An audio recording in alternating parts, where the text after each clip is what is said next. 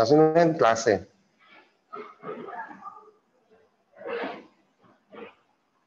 কি বলেন?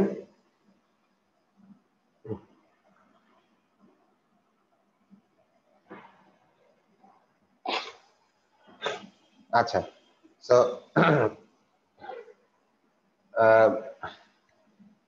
আচ্ছা কোথায় ছিলাম যে আমরা বলছিলাম যে হ্যাঁ ইয়ে 1.64 মাইনাস 1. আজকে একটু নেট ঝামেলা করবে, ওরা আগেই জানিয়েছে, কি জানি মেইনটেনেন্স ওয়ার্ক চলতেছে, মাঝে মাঝে বোধহয় একটু চলে যাবে, এই জন্য রেকর্ডিংটা দিয়ে রাখলাম।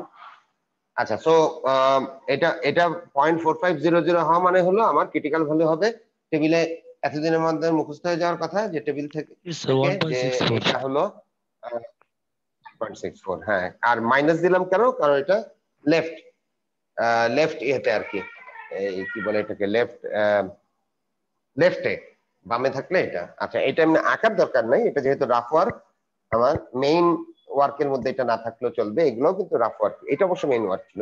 আচ্ছা, রাফ ওয়ার্ক। ক্রিটিক্যাল ভ্যালু বের করে ফেললাম, এবার আমরা অবজার্ভ ভ্যালু বের করব। অবজার্ভ ভ্যালুটা হলো স্টেপ 3, অবজার্ভ ভ্যালু, তার মানে জেড অবজার্ভ, এবং জেড অবজার্ভ ইকুয়াল টু হলো, এতদিনে আমরা ফর্মুলা জানি যে x1 থেকে x2 বিয়োগ হবে মানে 42 মাইনাস 57, মাইনাস হবে হলো যে যদি কোনো হাইপোথাইজড মিন থাকে, হাইপোথাইজড ডিফারেন্স থাকে। হাইপোথাইজড মানে আমাকে যদি বলতো যে স্যাম্পল 2টা কি 2 বেশি, স্যাম্পল 2টা কি 4 বেশি, এরকম কিছু যদি বলতো তাহলে সেই ভ্যালুটা এখানে আসতো। সেরকম কিছু বলে নাই, তো এটা শুধু বেশি কিনা তাই বলছে, তার মানে 0। আর নিচে এই যে এই ভ্যালুটা চলে আসবে, এটা আগে আমরা বের করে রেখেছি, চলে আসবে। ওকে, এখন দেখবো কত হয়।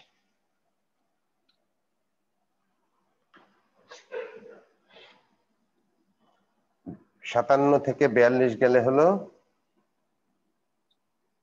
ও সরি 57 না তো, সরি 32.3 ভুল হয়েছে, 32.3 মাইনাস 34। ওকে, তো মানে হলো 1.7 ডিভাইডেড বাই 0.7, 2.42 মাইনাস 2.48 আছে, আমরা 2.43 নিব, মাইনাস মাইনাস মাইনাস। সো এইবার যখন প্লট করব, এটা তো দেখাও যাচ্ছে, তারপরে আমরা প্লট করব, কারণ প্লট করার একটা নিয়ম আছে, প্লট করি, প্লট করলে আমার মাইনাস 1.64, আর এইটা পড়ছে এখানে হুইচ ইজ মাইনাস 2.43, এটা হলো জেড অবজার্ভ, এটা হলো জেড ক্রিটিক্যাল। তাহলে কি দেখা যাচ্ছে, জেড অবজার্ভটা পড়েছে এর বাইরে, acceptable বাইরে সাইডে রিজেক্ট হয়ে যায়। হ্যাঁ, বাইরে বাইরে পড়া মানে হলো আমার নাল হাইপোথিসিস রিজেক্টেড। আমরা তাহলে লিখব নাল হাইপোথিসিস রিজেক্টেড, রিজেক্টেড। আর এই ক্ষেত্রে নাল হাইপোথিসিস রিজেক্টেড মানে কি, আমার কাছে জানতে চেয়েছিল যে আমার কাছে এভিডেন্স আছে কিনা। আমরা এটা হ্যাঁ না ঢুকে জাস্ট পড়ি যে আমাদের বলেছিল whether there is sufficient evidence to show the second population has larger mean। হ্যাঁ, সেকেন্ড পপুলেশনের মিনটা বড় কিনা, তার সাফিসিয়েন্ট এভিডেন্স আমাদের কাছে আছে কিনা, এটা জানতে চেয়েছিল। আমরা দেখলাম যে আমাদের কাছে সাফিসিয়েন্ট এভিডেন্স নাই, হ্যাঁ আছে, সরি, সাফিসিয়েন্ট এভিডেন্স আছে। At 5% significance level, we have sufficient evidence to claim that the second population is larger। এই যে যেহেতু নাল হাইপোথিসিস রিজেক্ট হলো মানে এইটা টিকে গেল, এইটা টিকে গেল, এন্ড এইটা টিকে যাওয়া মানে হলো we have sufficient evidence at 5% significant level, we have sufficient evidence at 5% significance level to tell that the second population, a mu2, is larger than mu1 আর এটা যদি রিজেক্ট হতো তাহলে আমাদের কাছে সাফিসিয়েন্ট এভিডেন্স একসেপ্ট হতো তাহলে সাফিসিয়েন্ট এভিডেন্স থাকতো না বোঝা গেছে সহজ প্রবলেম কিন্তু এটা আচ্ছা কতজন আসছে 29 তাহলে হ্যাঁ ভালো এসছে তাহলে 28 29 আমার এবার দিয়ে 28 তাহলে একটা রোল কল করে ফেলি স্ক্রিন শেয়ারিং করে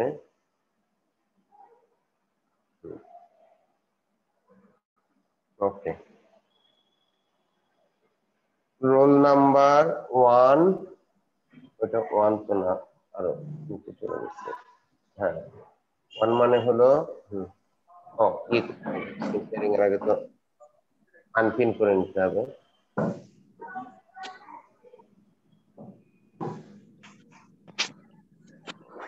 আনপিন হয়েছে ওকে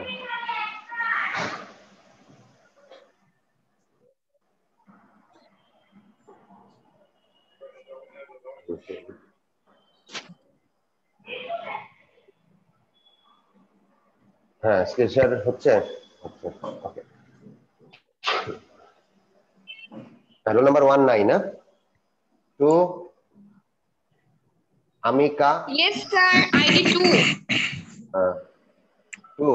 2 থামো আর্নিকা আচ্ছা তারপরে 3 না 4 প্রেজেন্ট স্যার স্যার 04 হ্যাঁ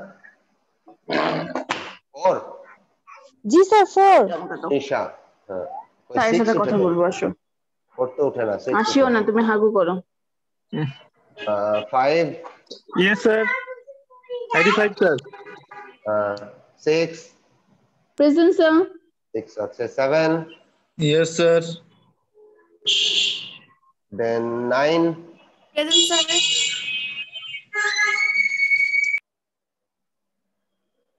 10 11 yes sir sir 11 13 Dina yes sir yes sir 13 then 14 Yes, sir. হ্যাঁ 14 আছে 14 আছে Sir, 14, sir. হ্যাঁ 14 দিয়েছি 14 দেই নাই না এটা- স্যার ও আচ্ছা এটা 14 মনে তো হয় না হ্যাঁ 15 দিয়ে ফেলছি 15 Yes, sir. Yes, sir. then 16 Yes, sir. 16 Yes, sir. ওকে 17 তো আসে না আসছে নাকি 18 Yes, Eva, sir. Yes, sir. 19 নুপুর 20 19, sir. Sir, 20 আসছে sir. ওকে 20 আছে Sir, 19 আসছে. এটা আবার কি আসছে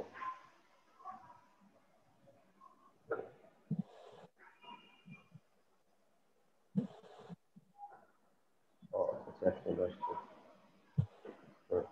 ওকে 19 আছো 20 আছো 21 Present, sir. present জি sir. then 22 9 23 9 25 26 27 Yes, sir. Yes, sir. 27, sir. 25 আছে 25 25 আছে, sir. আছে Sir, 25 27 আছে। also, sir. 26 নাই 27 আছে Yes, sir. 27 আছে 28 28 নাই 29 30 31 32 Yes, sir. 32. 33 Sir, 31. 31 31 33 33 হলো সেতু 34 Yes, sir. না Sir, 34. 35 তো নাই, 36, Yes, sir. 37, Yes, sir. 39, Yes, sir.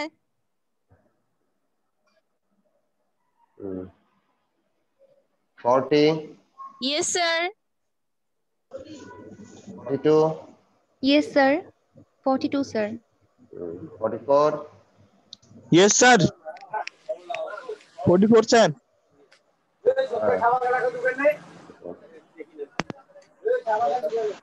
and 45. Yes, sir. 45. Sir, ID 01, sir. হয়েছিল এখন কেটে আনছে রোল কল শুরু হয়ে গেছে, তাড়াতাড়ি এসে রোল কল দিয়ে যা। মেসেজ পাঠাইছে তাই না? না স্যার। তাহলে স্যার আমি ছিলাম স্যার, মিস হয়ে গেছিল জন্য স্যার বলি নাই।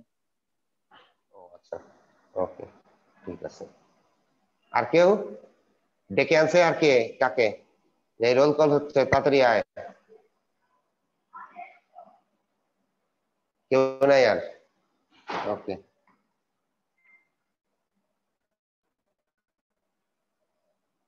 সো আবার পিন করি।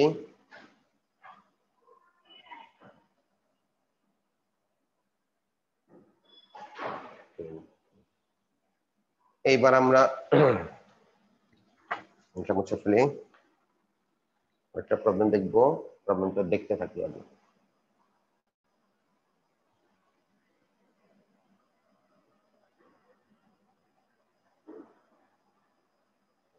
বেসিক কনসেপ্ট দেখলাম, ব্লকের অঙ্কটা দেখেছি। এই দুই রিসার্চ ল্যাবরেটরিটা বোধহয় দেখি নাই না? টু রিসার্চ ল্যাবরেটরিজ এটা করছিলাম না স্যার। না, এটা করিনি, এটা করিনি। আচ্ছা, সো 9-3টা এখন করবো। টাইম কতক্ষণ আছে? আচ্ছা, বেশিক্ষণ আমি এটা তাড়াতাড়ি করবো, তারপরে আমরা আবার চলে যাবো। স্যার 9-3টা করা হয়েছে স্যার। 9-3 করছি? ইয়েস স্যার, করছি স্যার। 9-1, 9-2 না তো স্যার, করছি 9-2 করা হয়নি। ও আচ্ছা, 9-2 করিনি। আচ্ছা, তাহলে 9-2টা করে ফেলি, 9-2টা করে ফেলি। আর ইয়েটা এখান থেকে একটা করছিলাম বোধহয় না? না, টেবিলের একটা অঙ্ক তো করছি স্যার 23 করেছিলাম, লাইন 23। আচ্ছা, ও আচ্ছা, 9-23 Sir, 20 আর 23 করা হয়েছে। 20 আর 23 জি স্যার। না, সেটা তো পরে। এখান থেকে কোনটা কোনটা করছিলাম? এখান থেকে তো দুইটা করছিলাম না? এখান থেকে স্যার একটা করছিলাম স্যার, 9-3টা। শুধু একটাই? Yes sir. ও ও আচ্ছা আচ্ছা, তাহলে 9-2টা করি। 9-2টা একটু, ইয়েস স্যার। হ্যাঁ, এই টেবিল ফর্মে আছে, বুঝতে করতে সহজ আর কি। যেমন এখানে দুইটা ইয়ে দেওয়া আছে, যে ডেটা দুই স্যাম্পলের, একটা হলো সেমি অটোমেটিক লাইন আর একটা হলো অটোমেটিক লাইন। আচ্ছা, সেমি অটোমেটিক, তাহলে এই সেমি অটোমেটিকটা, হ্যাঁ হ্যাঁ হ্যাঁ, এটা করছি তো, আমার তো মনে হচ্ছে এটা করছি। তাহলে 9-2, 9-3 এই দুটা করছি আর কি। আচ্ছা, তাহলে পরে একটা করি, 9-4 করবো। 9-4টা করি। রেকর্ড কি হচ্ছে? হইলে হচ্ছে, না হলে নাই এখন। হ্যাঁ, আচ্ছা, 9-4টা করি।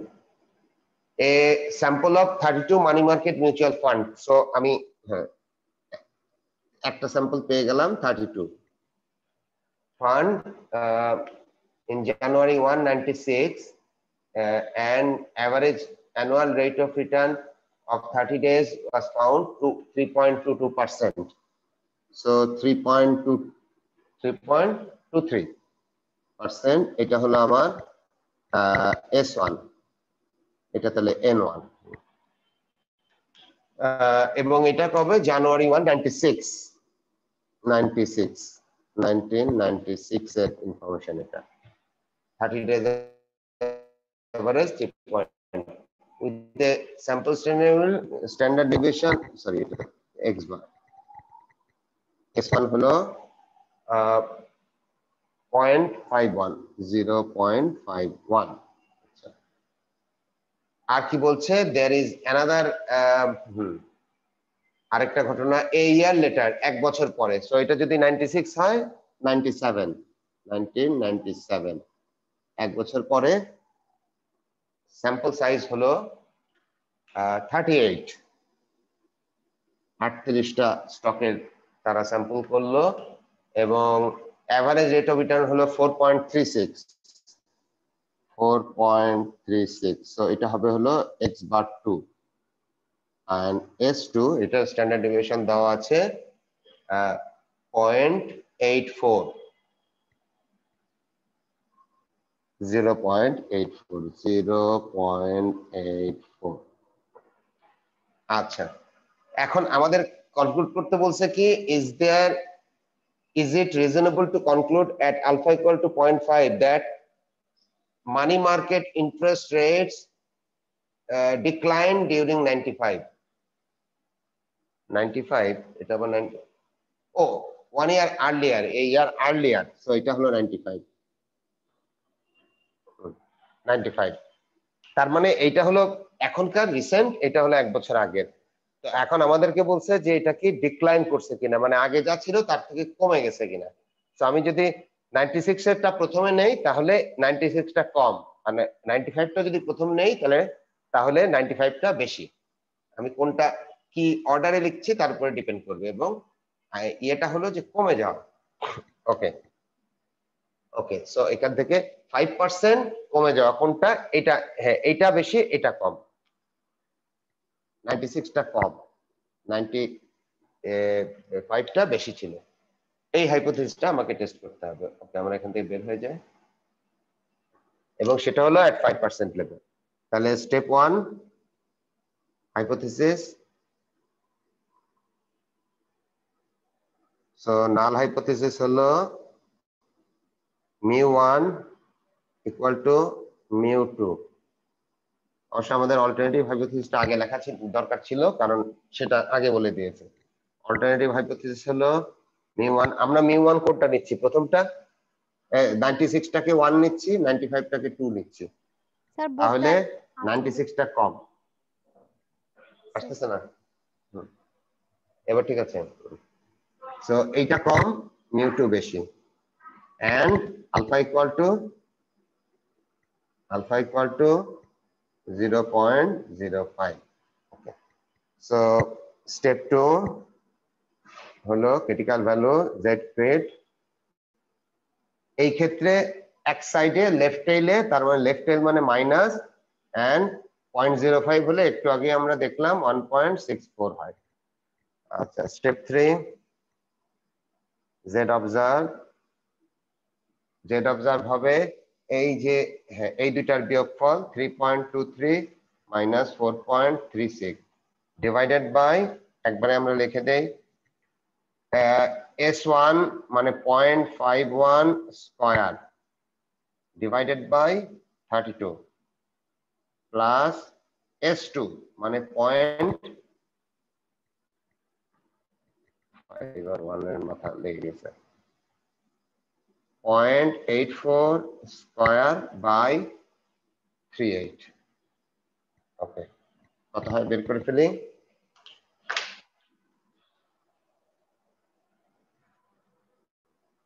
ব্র্যাকেটের মধ্যে দিয়ে দিব হলো 3.3.23 minus 6.91 গুড 4.36। আমি একটু করে ফেলি, ডাবল চেক হয়ে যাবে, divided by root over 0.51 square 0.51 square divided by 32 plus 0.84 square divided by 38 হ্যাঁ গুড মাইনাস 6.91। সো রেজাল্ট হচ্ছে মাইনাস 6.91 which means আমরা স্টেপ 4 এ যখন যাব প্লট করতে, তোমরা যখন পরীক্ষা প্লট করবা প্লটটা সুন্দর করে করবা, কারণ আমি কিন্তু বেসিক্যালি প্লটটা দেখেই ডিসাইড করি যে বাকিগুলা ঠিক হয়েছে কিনা। আগে প্লটটা দেখি। আচ্ছা, তো প্লটটা সুন্দর করে করবা। হ্যাঁ, মাঝের এটা দাগ দিলেও পারো, না দিলেও পারো, বাট এই দুই জায়গায় যেমন এখানে 1.64, তো এইভাবে দিয়ে জেড ক্রিট লিখে -1.64 এইভাবে লিখবা। এটাকে একটু হিজিবিজি করে দাও। এরপরে যেটা হবে যে বাইরেরটাই জেড ক্রিটের বাইরে, এই জন্য আগে প্লট দুইটা আগে করে নিয়ে পরে লিখলে ভালো হয়। বাইরে দাও, দিয়ে এখানে জেড অবজার্ভ জায়গা থাকতে হবে -6.91। তারপরে হ্যাঁ, এইবার স্টেপ 5, প্রথম কথা এটা বাইরে পড়লেই এটার উপরে বেস করে আমি লিখে দেব রিজেক্ট হয়ে যাবে স্যার, রিজেক্ট হয়ে যাবে, বাইরে পড়ছে। হ্যাঁ, নাল হাইপোথিসিস রিজেক্টেড। সো প্রথমে এই কথাটা লিখে দিব, এন্ড নেক্সট লিখবো হলো আমাদেরকে যেই প্রশ্নটা করছিল। প্রশ্নটা কি ছিল আমাদের, যে আগের চেয়ে 5% সিগনিফিকেন্স লেভেলে ডু উই হ্যাভ এভিডেন্স যে আগের থেকে কমেছে কিনা, আগের থেকে ডিক্লাইন। মার্কেট ইন্টারেস্ট রেট, হ্যাঁ, is it reasonable to conclude? আমরা বলবো yes it is reasonable to conclude at alpha equal to, এই যেভাবে লেখা আছে সেভাবে 0.05, that money market interest rate declined during 1995। পুরা 1995 এ এটা ডিক্লাইন করে গেছে, কমে গেছে। যে ভাষায় আছে ওই ভাষায় শুধু আমরা ইয়েস বললাম। আর যদি এটা রিজেক্ট অ্যাকসেপ্ট হয়ে যেত তাহলে আমরা বলতাম we don't have any evidence to conclude that it has declined. We don't have any evidence. Okay, কিন্তু যেহেতু অ্যাকসেপ্ট করে গেছে আমরা বলবো যে yes we can conclude that the money market has declined interest rate. Okay, so এখান থেকে আমরা দুইটা অঙ্ক ট্রাই করে ফেললাম। আমাদের কাছে আর যে সময় আছে সেটা দিয়ে আমরা প্রপোর্শনের দুইটা অঙ্ক ট্রাই করে ফেলি দ্রুত, কারণ আলটিমেটলি ওই অ্যাসাইনমেন্ট যেটা দিব সেখানে এগুলাই থাকবে। এই সব অঙ্ক অ্যাসাইনমেন্ট দিব, করা থাকলে সুবিধা হবে তোমাদের। Share screen.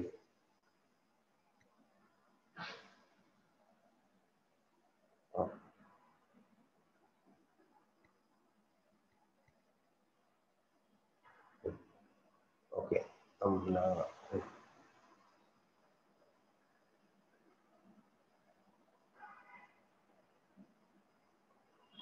920টা করেছিলাম, 23 করেছিলাম। আচ্ছা, 21টাও করতে পারি, একটু বড় সড়ো আছে এটা। আচ্ছা, আমি একটা ইয়ের অঙ্ক দেখি,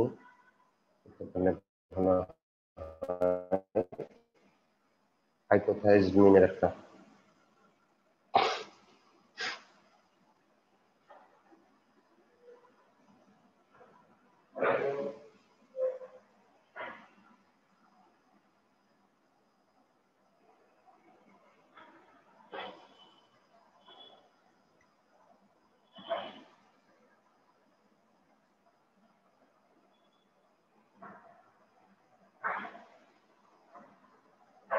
সবই আমাদের ওয়ান টেল টেস্ট হচ্ছে, একটা টু টেল টেস্ট করবো।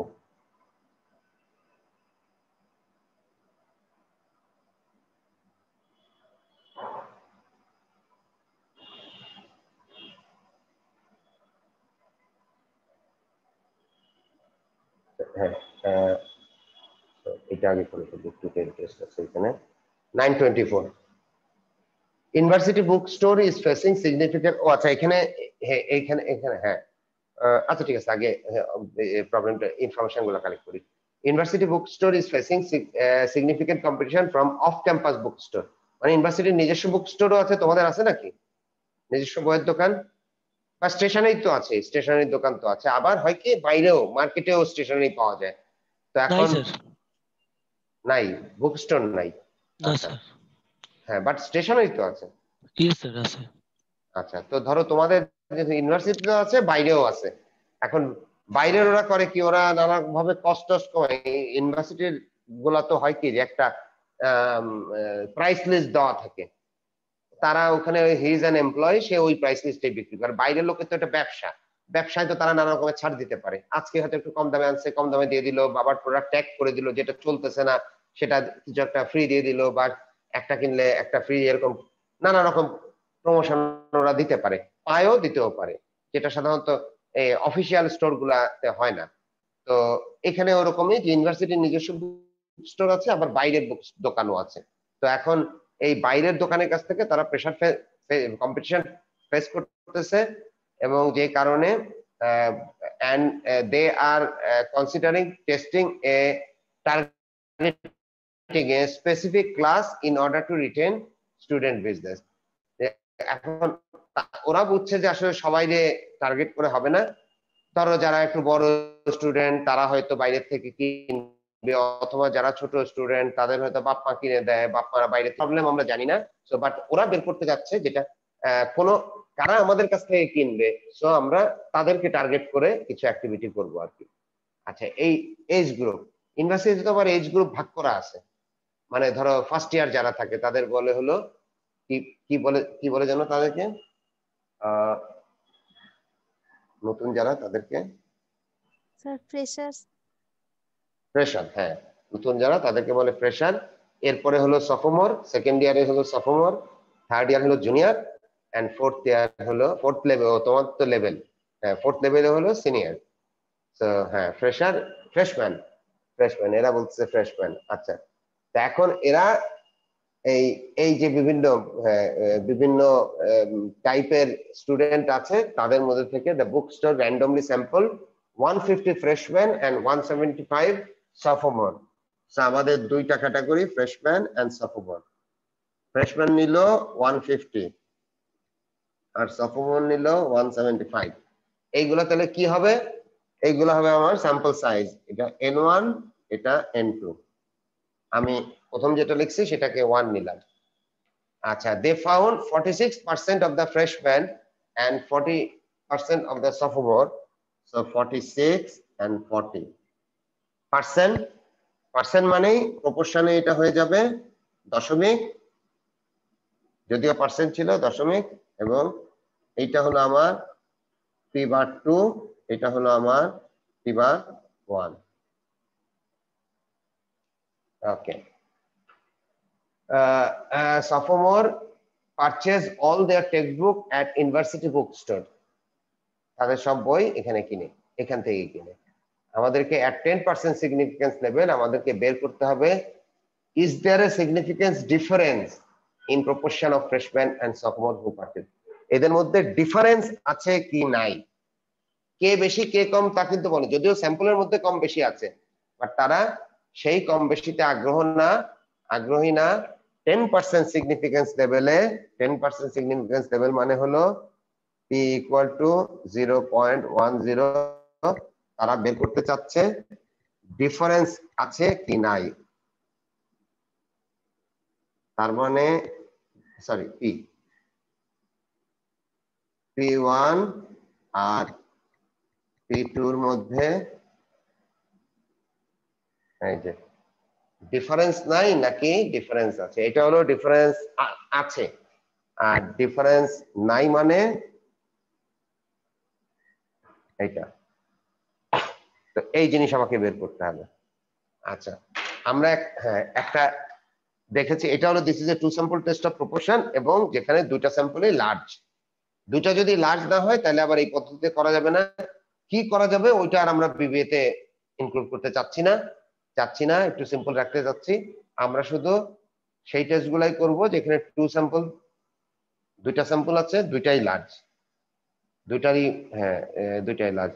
যদি একটা ছোট হয় একটা বড় হয় এগুলা ঝামেলার ব্যাপার, ওগুলা মধ্যে যাচ্ছে না। ওকে, ওগুলো আমরা এমবিএ তে হয়তো করবো। আচ্ছা, তাহলে এখানে দেখা যাচ্ছে আমরা প্রপোর্শন পেয়ে গেছি। হ্যাঁ, এখন আচ্ছা, এইটা করতে যে আমাদের যে কাজটা করতে হয় সেটা হলো যে প্রথমে একটা p hat বের করে নিতে হয়। p hatটা কি? p hatটা হলো is an estimated proportion that is applicable for both the samples. একটা estimated proportion that is applicable for both the sample এবং সেটা হলো n1 p1 plus n2 p2 bar divided by n1 plus n2. আগে আমরা এটা বের করে নিব, তারপরে সো এটা হবে হলো n1 মানে 150 into 0.46 plus 175 into 0.4 divided by এই দুটো যোগ করলে 325 150 325 কত আসে?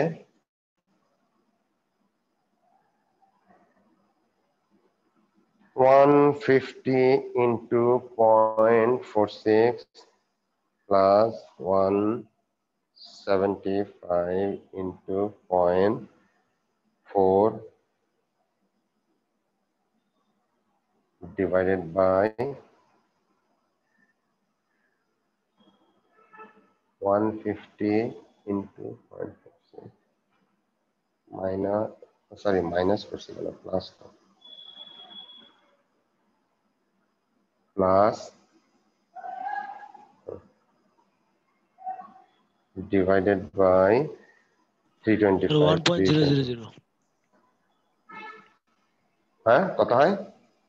1.00 না 0.42769 তার মানে হলো 0.4 আমরা 0.43 নেই, এটা 2 ডিজিট নিলে চলবে 0.43 0.43 এটা কিন্তু plus 150 into 0.6446 R plus 175 into 0.4 divided by 325 হ্যাঁ এসছে 0.43। আচ্ছা এইটা হলো পি হ্যাট, তাহলে কিউ হ্যাট কত? কিউ হ্যাট হবে 0.57 এটা হয় হলো এই যে যেই দুইটা প্রপোর্শন দেওয়া থাকে তার মাঝামাঝি কিছু একটা, but again influence by the larger sample, বড় স্যাম্পলের দিকে আবার একটু হবে, মানে হ্যাঁ এই জন্যই এটা 43 হয়েছে। সো 40 আর 8 হ্যাঁ মানে এটা কিন্তু 43 এর দিকে একটু গিয়েছে, মানে 40 এর দিকে। আমরা যদি এরকম মনে করি যে 40 থেকে 46 আছে 4046, তো এই ভ্যালুটা এর মধ্যেই হবে। আবার কোন দিকে হবে? যেদিকে স্যাম্পল সাইজটা বড় একটু সেই দিকে ঘেঁষে হবে, সেই দিকে ঘেঁষে হবে। ওকে এইবার আমরা হ্যাঁ ওকে হ্যাঁ এইটা আগে বের করে নিতে হয় এবং আমরা ফর্মুলাতে যখন ইউজ করব তখন এইটা ইউজ করব। আচ্ছা তাহলে সেটা হলো কিসের ফর্মুলা? আচ্ছা আচ্ছা আমরা ইয়ের কি বলে এটাকে স্টেপ 2 স্যার ক্রিটিক্যাল ভ্যালু বের করি। হ্যাঁ ক্রিটিক্যাল ভ্যালুটা বের করি। 10 দুই সাইডে, 10 দুই সাইডে মানে এক এক সাইডে কিন্তু 0.05 করে,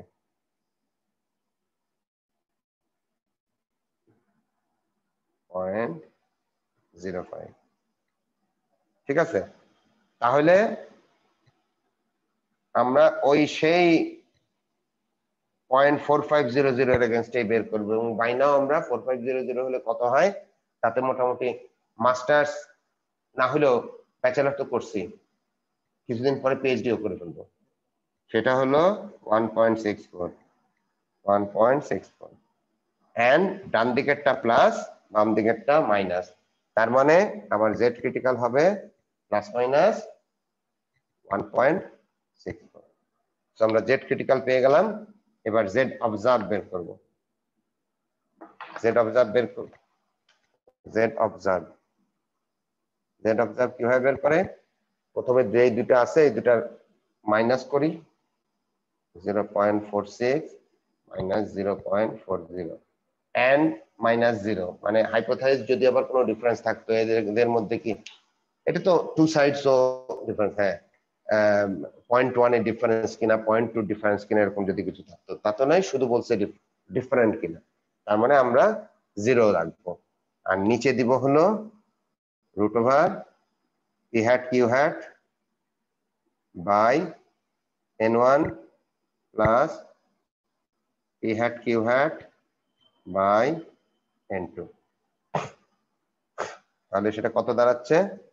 উপরেরটা বিয়োগ করলে 0.06, নিচেরটাতে আসবে হলো 0.43 into 0.57 divided by 150 plus 0.43 minus into 0.57 divided by 175. ওকে, এখন এটার কত ভ্যালু হয় বের করে আমরা প্লটিং করব। কত ভ্যালু হয় ক্যালকুলেটর দিয়ে বের করি। 0.06 divided by root over 0.43 into 0.57 divided by 150 plus 0.43 into 0.57 divided by 175.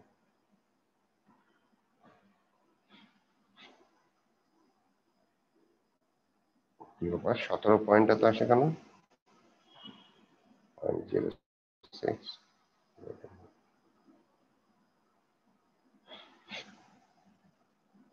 0.43.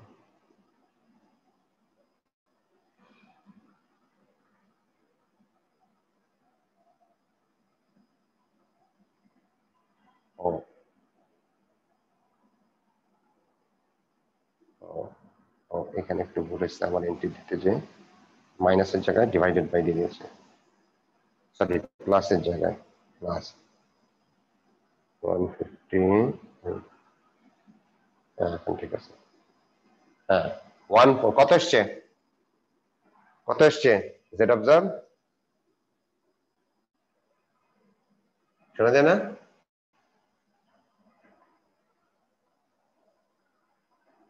Hello, G sir শোনা যাচ্ছে। হ্যাঁ কত এসছে? 1.09 প্লাস 1.09 আমার এসছে এটা আর কি। তোমরা দেখো, হিসাব করে দেখো, উপরে হবে এই দুটার বিয়োগফল, তার মানে 0.06, আর নিচে হবে root over 0.43 into 57 divided by 150, 43 into 57 divided by 175। হ্যাঁ, এটা করলে আমার এসছে হলো 1.09। তাহলে আমরা এখন এটা প্লট করব।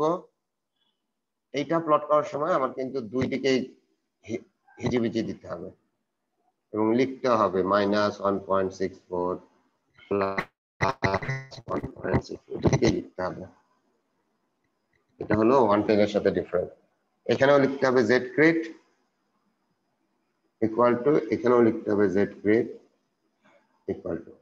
আচ্ছা, এইবার 1.09, তার মানে এটা তো মাঝখানের থেকে ডাইনে, বাট ওইটার থেকে বামে 6464 এর, তাহলে এরকম একটা জায়গায় করি, এখানে লিখে দেই Z observe equal to 1.09। So null hypothesis accepted.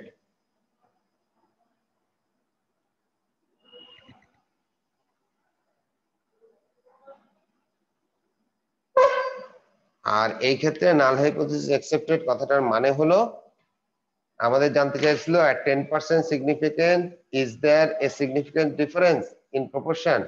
আমাদের বলতে হবে আমরা কি পাইছি কোন ডিফারেন্স পাইছি? পাই নাই। তাহলে বলতে হবে মানে নাল হাইপোথেসিস অ্যাকসেপ্ট হওয়া মানে হলো এটা, তার মানে কোনো ডিফারেন্স নাই। এটা হইলে রিজেক্ট হলে ডিফারেন্স থাকতো, আমরা ডিফারেন্স পাই নাই। তাহলে বলতে হবে at 10% significance level there is no difference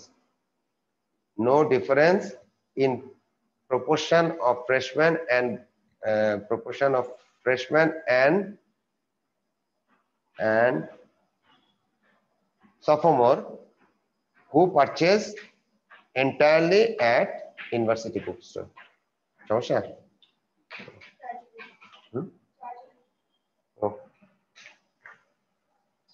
নিয়ে যাবো চার্জ? আচ্ছা ওকে, সো এটা হয়ে গেল। আচ্ছা আমাদের আরেকটু টাইম আছে, আমরা দ্রুত আরেকটা প্রবলেম দেখে ফেলি। মোট 4টা প্রবলেম আমরা দেখতে চাচ্ছিলাম আজকে।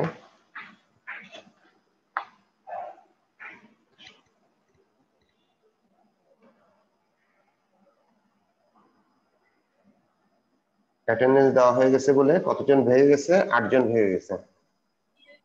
স্যার আইডি 28 স্যার মিস গেছিল স্যার, ওই ডিভাইস প্রবলেম ছিল একটু।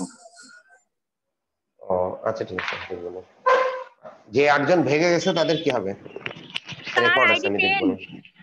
স্যার আইডি 28 স্যার ডিভাইস তার মানে প্রবলেম তো আরো ছিল বেশি স্যার। ভাগছে, আমি তো ভাবছি 8 জন, তো এই দুজন স্যার, ছিল না, আরেকবার তাহলে তো attendance- 10 জন ভাগছে। স্যার স্যার আরেকবার ভাগি নাই অ্যাটেন্ডেন্স স্যার, কাউন্ট আমার করেন। Net problem. তোমার না, স্যার, তোমার শুরু কথা থেকে বলি, আরেকবার তুমি তো count করেন। ছিল না তখন। তার মানে তখন ছিলাম আমি যখন স্যার। রোল করি তখন 28 জন ছিল, আমি যখন রোল কল করি তখন 28 জন ছিল। জি স্যার। এই 28 জনের রোল কল করলাম, এখন দেখি 21 স্যার জন। আমার বারবার কেটে যাচ্ছিল ওই সময়, আর জয়েন হচ্ছিলাম, আচ্ছা, এমনি এমনি 21 কেটে জন মানে যাচ্ছিল, আমাকে এমনি বাদ এমনি দিয়ে জয়েন 20 জন। হচ্ছিলাম। আগে কথা শুনে নাও, এখন আছে জি, 20 স্যার। জন, তার মানে কি 8 জন ভেঙে গেল। জি, কিন্তু স্যার। এই 20 জনের মধ্যে আবার 2 জন আছে যারা তখন ছিল না, তো তাহলে কি 10 জন 10 জন স্যার। ভেঙে গেছে। জি স্যার। ওকে, অঙ্ক মিলে গেছে। আচ্ছা এখন আমরা নেক্সট একটা প্রবলেম করি। এবার একটা আমি করব না, তোমরা করো, বলে দেই কি হবে। ইনস্টল, এটা তো 110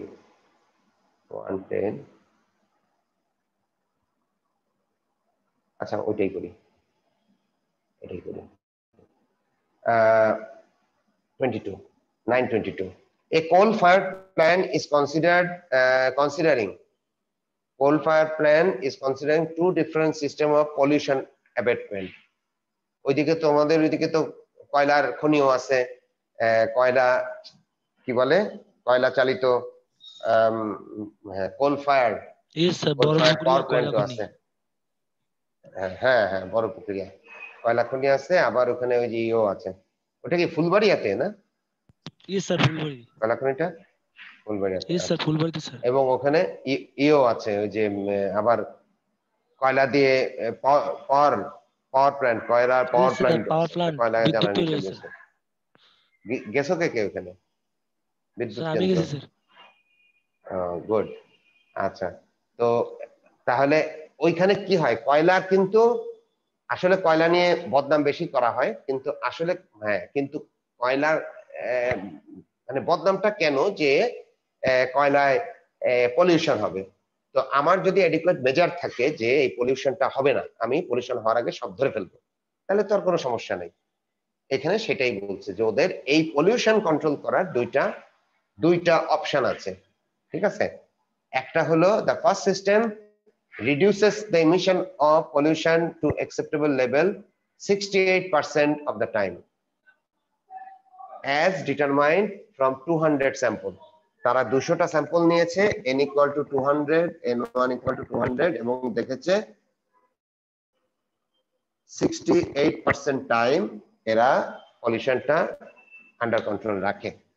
এন্ড সেকেন্ড স্যাম্পলটা হলো সেকেন্ড মোর এক্সপেন্সিভ, সেকেন্ডটা কিন্তু টাকা বেশি লাগবে, সেটা 76%, তার মানে এটা P2 বা 76%, এবং সেটা জানা গেছে 250টা স্যাম্পল এক্সামিন করার পরে।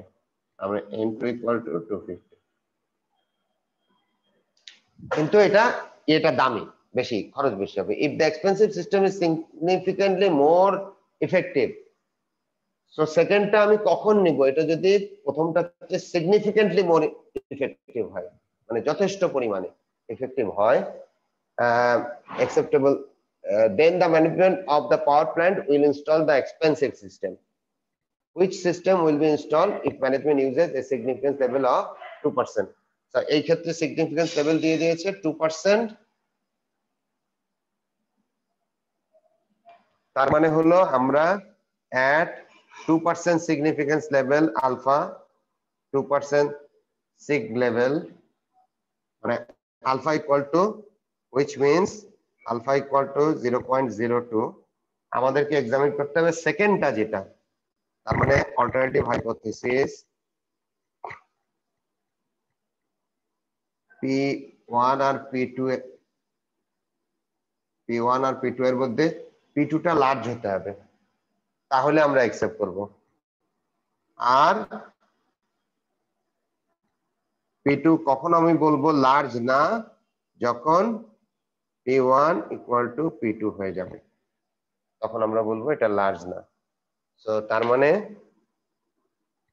নাল হাইপোথিসিস অল্টারনেটিভ হাইপোথিসিস পেয়ে গিয়েছি আলফা 0.02, এবং যে সেই 0.02 এক সাইডে। আচ্ছা, এবার আমাদের ক্রিটিক্যাল ভ্যালু জেড ক্রিট, আজকে তো টেবিল বের করলামই না,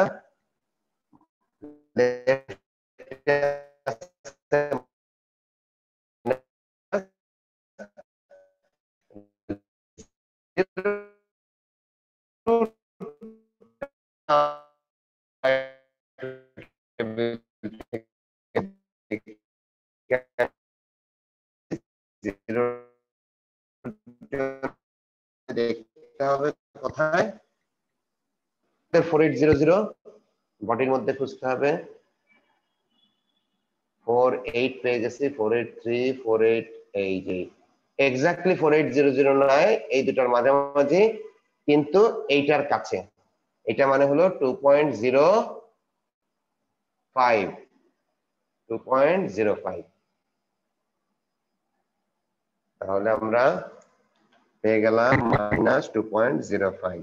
ওকে, জেড ক্রিটিক্যাল পেয়ে গেছি, এইবার জেড অবজার্ভ বের করব। জেড অবজার্ভ বের করতে গেলে আমাদেরকে প্রথমে পি হ্যাট বের করে আসতে হবে।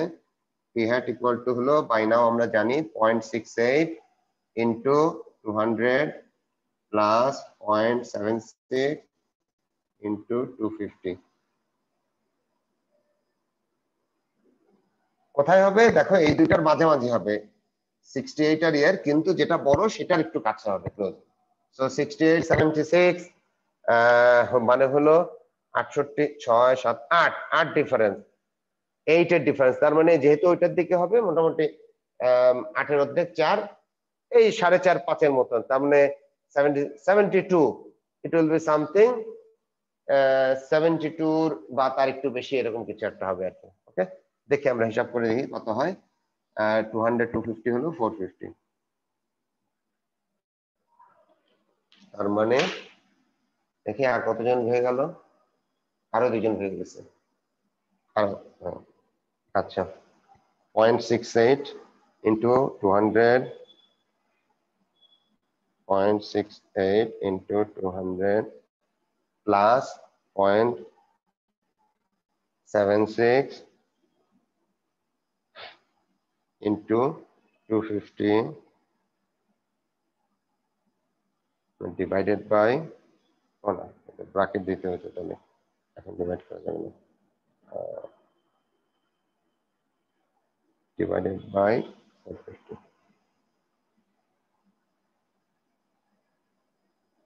7244, 7244, ওই যে বললাম 72 চেয়ে একটু বেশি হবে, বেশির দিকে যাবে 72। হ্যাঁ, আচ্ছা আমরা 72 রাখি, 172 রাখি, 7244, এত ঝামেলা করে দরকার নেই, 72 রাখি। আচ্ছা, এন্ড দেন তাহলে এটা হবে পি হ্যাট, তাহলে কিউ হ্যাট কি, কিউ হ্যাট হবে 0.28।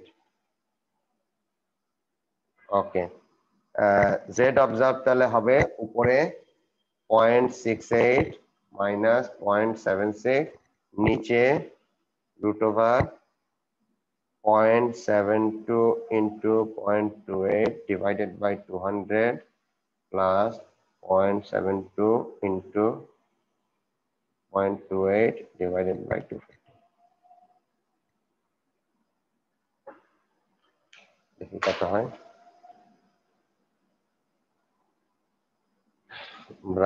আচ্ছা ওইটা ডিফারেন্স তো হলো 0.08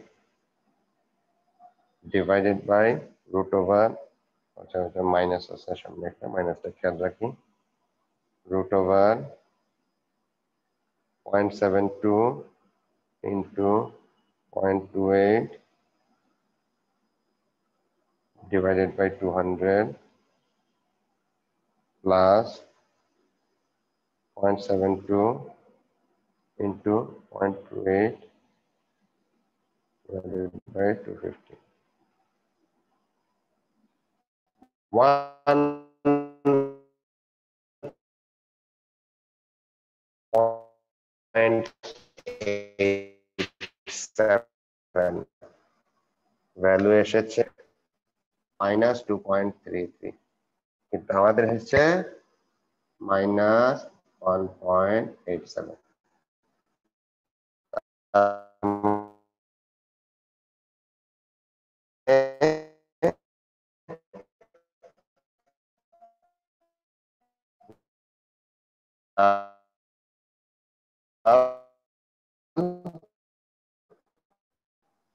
hypothesis means expensive সিস্টেমটা কি আমরা নিব না যে সিস্টেমটা এক্সপেন্সিভটা আমরা নিব না কারণ এটা সিগনিফিকেন্টলি ইয়ে না কি বলে এটাকে এটা কিন্তু সিগনিফিকেন্ট হয়ে যেত যদি এটা আমাদের ওই আগের মতন 5% থাকতো কিন্তু যেহেতু 2% করেছে 5% হলে 1.64 হয়ে যেত অ্যাকসেপ্ট হয়ে যেত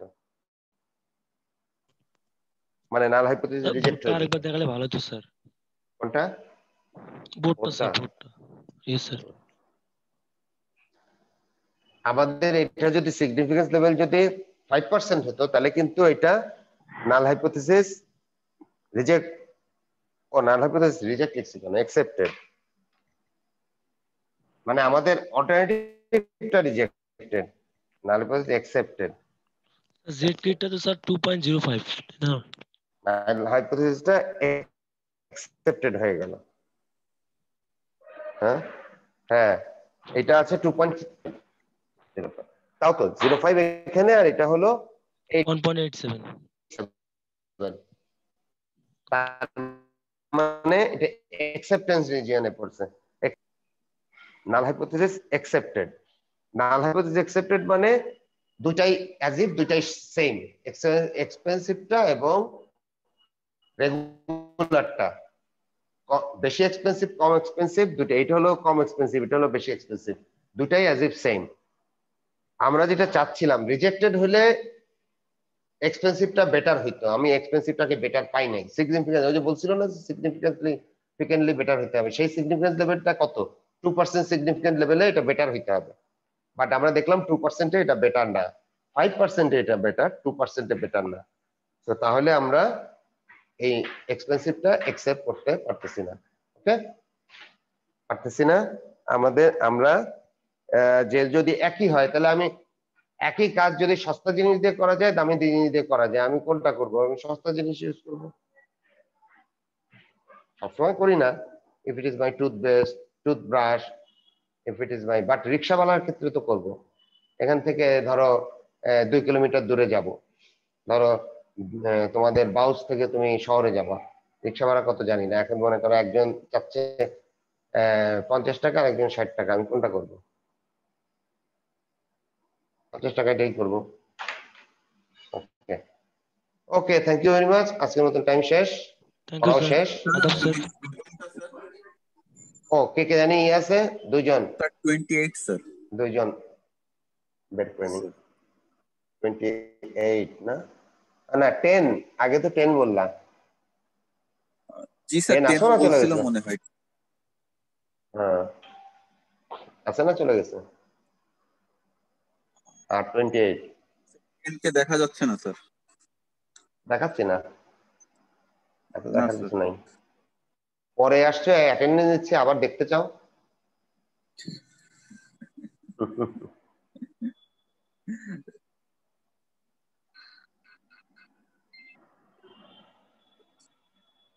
ওকে রেকর্ডিং বন্ধ করি